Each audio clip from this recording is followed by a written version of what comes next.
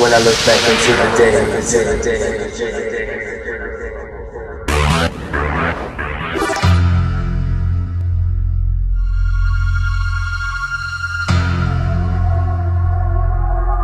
You met Rockefeller, how it happened in these discussions?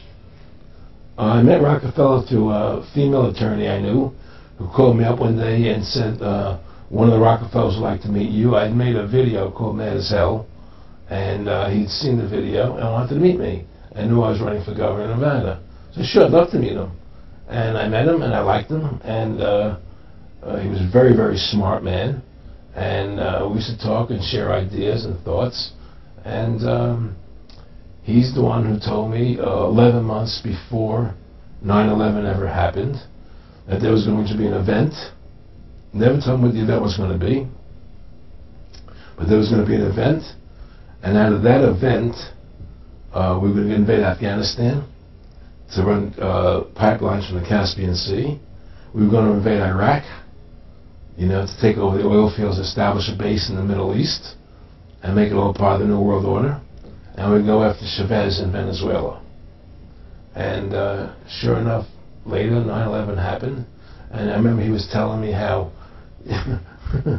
how you're gonna see soldiers looking in caves for people in Afghanistan and Pakistan and all these places, and there's gonna be this war on terror, which is no real enemy, and the whole thing is a giant hoax, but it's a way for the government to take over the American people. He told you it was going to be a hoax. Oh yeah. Oh yeah. There's no question. He says, there's going to be war on terror, and he's just laughing. There's no who are we fighting? I mean, why do you think 9/11 happened, and then nothing's happened since then? Do you think that our security is so great here that these people who pulled off 9/11, who were able to, can't knock down another plane? Come on, it's ridiculous. 9/11 was done by people in our own government and our own banking system to perpetuate the fear of the American people into subordinating themselves to anything the government wants them to do. That's what it's about, and to create this war, this endless war on terror. And that's why and that was the first lie. And the next lie was going into Iraq, to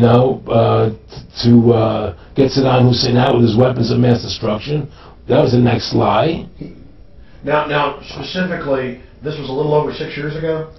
This was 11 months before 9/11. Yeah. And Nick Rockefeller, who's a lawyer, he's become your friend over the previous years, and he's saying to you that there's going to be this big event, and then out of that we're going to have a war on terror, and it's just going to go on and on. Right.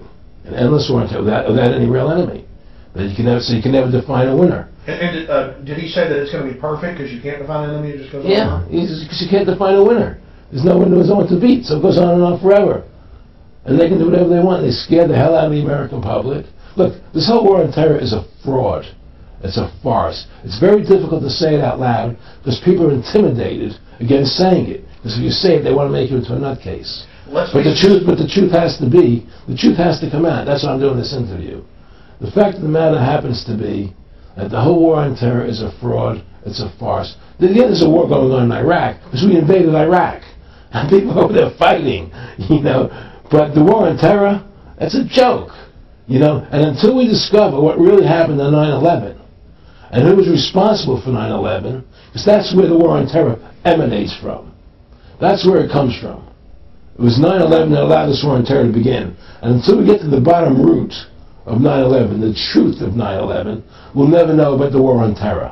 Aaron, you said that he was, and I think it's important, and I know this about the Rockefellers from Dr. Dennis Cuddy and many others who literally, he'll be 20 years old in a lunch line at college, and no, it's David Rockefeller. And they're experts at recruiting and getting what they call players, and that clearly he was, I want to make it specific and just get you to reiterate what you said last night about you got 30% of the vote, you were having an effect, you made Mad as Hell, they knew that you'd started the Constitution Party, they knew that you were somebody who was taking action and getting things done, you'd already made some big films, had a lot of other successes, so they were trying to recruit you, and didn't it come down to the point of, hey, we are here to recruit you, and don't worry, your chip's going to say, don't mess with us, this guy's don't touch. Yeah, yes, that did happen. Now, I was definitely being recruited, But it's more subtle than that. Well, in your words, just go through the process, and then what he said. Well, what it is remember we were friends, and we used to go to my house a lot. We'd have dinner, we'd talk, and he'd tell me about business investments, how you get involved in, you know, or they would help me with this business investment or that business investment. And was I interested in joining the Council on Foreign Relations? You know, I would have to get a letter to join them, but was I interested in that? And you know, just stuff, you know, leading you on. And I used to say to him that I never really did that because that wasn't where I was coming from. You know, as much as I like you, Nick, you know, your ways and my ways, we're on the opposite side of the fence. You know, I don't believe in enslaving people, you know, and he would come back with, "Oh, I do." Or? Well, it'd be more like, you know. It's better for though. Well, it's more like, you know, how do I put it? It was like, what do you care about them? What do you care about those people? What difference does it make to you? Take care of your own life. Do the best you can for you and your family. What do the rest of the people mean to you? They don't mean anything to you. They're just serfs. They're just people. You know, it was just a lack of caring, you know, and that's just not who I was. It was just sort of like cold, you know. It was just like cold, you know. And I used to say to him, what's the point of all this? You have all the money in the world you need. You have all the power you need. What's the point? You know, what's the end goal? And he said the end goal is to get everybody chipped, to control the whole society, to have the bankers, the elite people, you know, the bankers and some governor controlling the world. And I said, all the people in the Council on Foreign Relations believe this way you do? He said, no. You know, most of them believe they're doing the right thing. A lot of them believe it's better off being socialistic. You know, we have to convince people that that socialism is really capitalism. Because America's becoming a socialist country. It's a communist country today. Well, one of the things they told me was that he was at the house one night, and we were talking, and he started laughing. He said, "Aaron, what do you think women's liberation was about?" And I said, I had pretty conventional thinking about it at that point. I said, I think it's about women having the right to work, getting equal pay with men, just like they won the right to vote. You know? And he started to laugh. He said, "You're an idiot." And I said, "Why am I an idiot?" He said, let me tell you what that was about. We, the Rockefellers, funded that.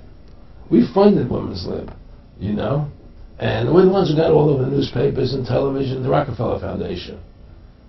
He says, and you want to know why? He said, there were two primary reasons.